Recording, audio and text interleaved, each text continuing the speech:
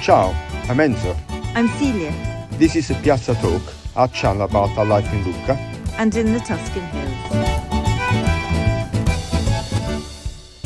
Please hit the subscribe button. Grazie.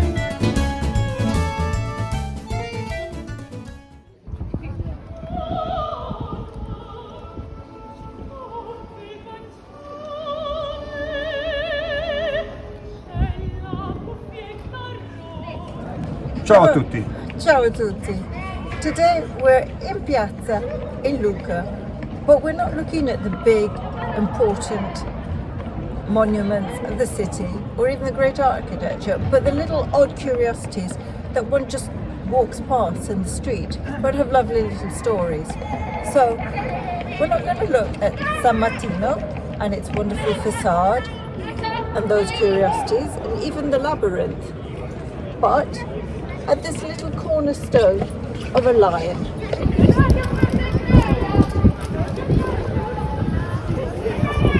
So on the right of the building is a wonderful palazzo with a garden balustrade on top called Palazzo Micheletti, and on the corner is where this lion is, and it was the signature of the architect whose name was Amaniti.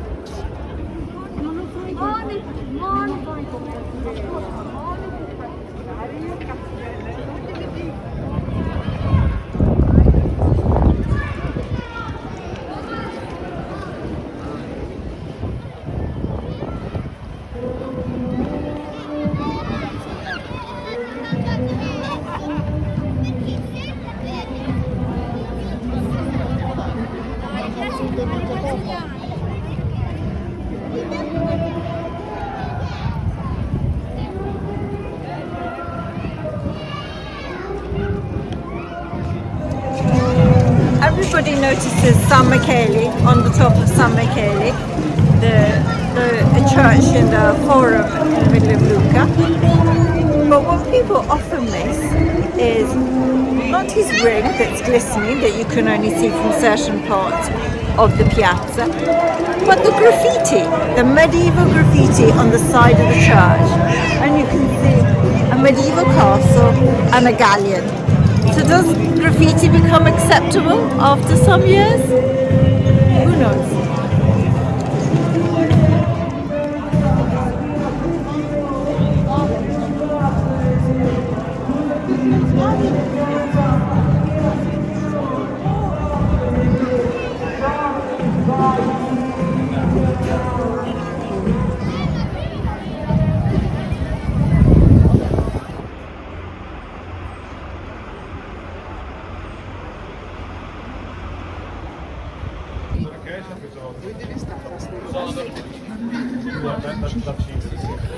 As you walk through Piazza Bernardini, perhaps saluting the cat, the king of the piazza, it's very easy to miss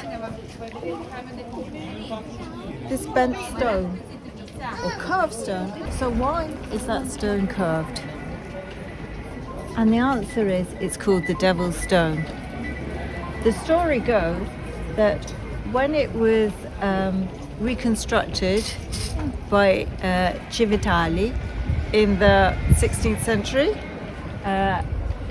they removed a statue of the Madonna. And why removing the statue of the Madonna? Somebody, one of the spirits maybe, or is it a natural phenomenon? When the stone, it started to curve.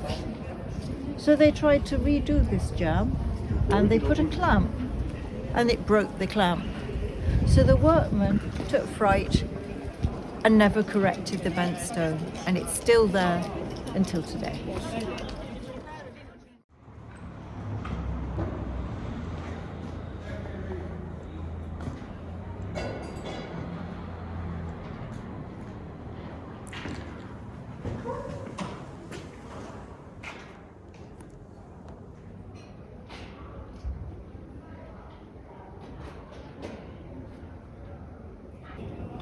And under the arch, linked to the Corte del Gallo, on the left here, there is an old chapel called the Cappella del Crocifisso, where there used to be a confraternity of people taking executed prisoners to the grave, giving a kind of dignified burial.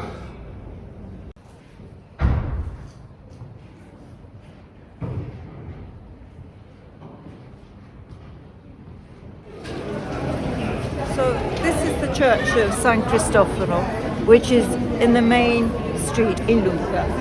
And Lucca was made rich on silk. And as you can see, there are little bolts, and there was a measure there to measure the silk. Sadly, it somehow got lost during a restoration, of which, as a conservator, I'm very embarrassed about.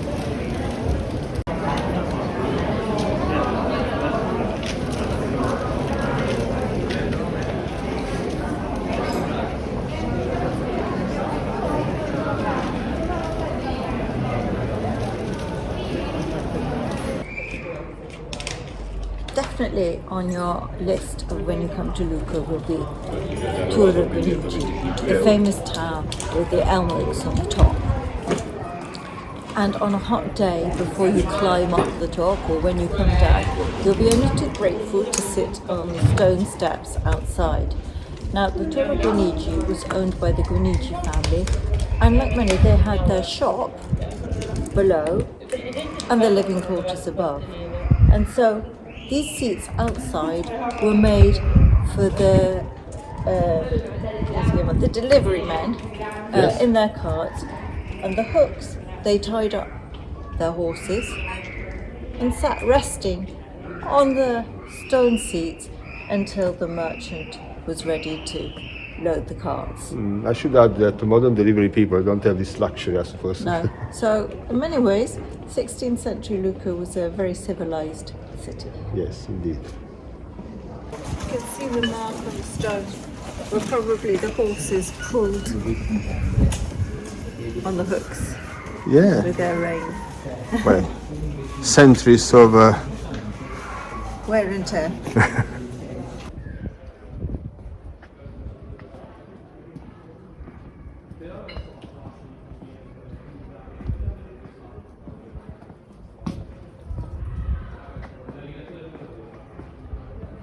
We're now in Piazza Sanfrediano, and of course everybody is taken by the incredible mosaic, which is a copy of a Byzantine mosaic beautiful.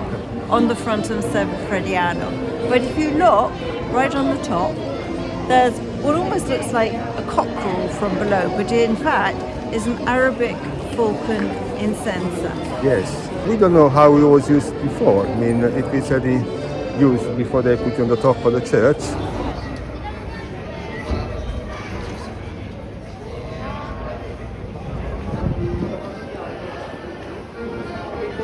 We are in Piccolo San Francisco, which is between Via Filungo and the church of San Frediano.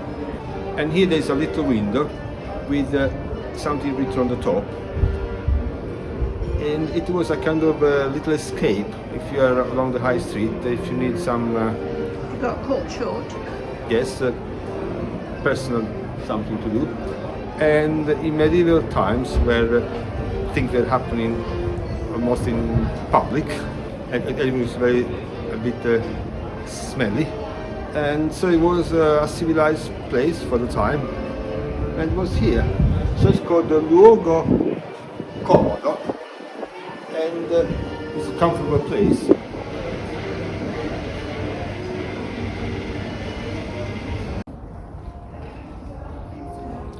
It's nearly the end of our afternoon walk of curiosities that aren't normally noticed on the streets of Lucca, or at least a few of them.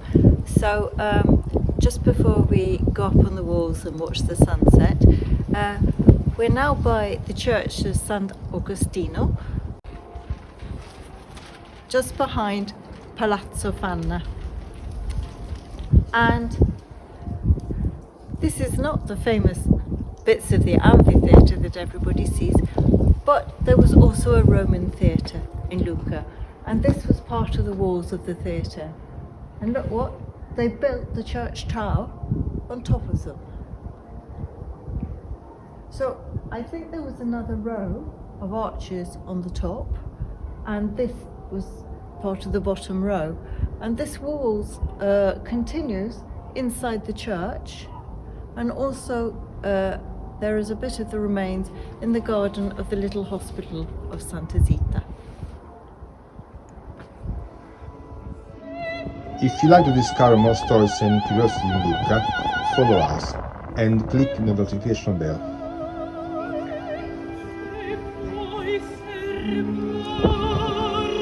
If you enjoy our videos, please leave a like and subscribe. It helps us enormously with the YouTube algorithm. Thank you so much.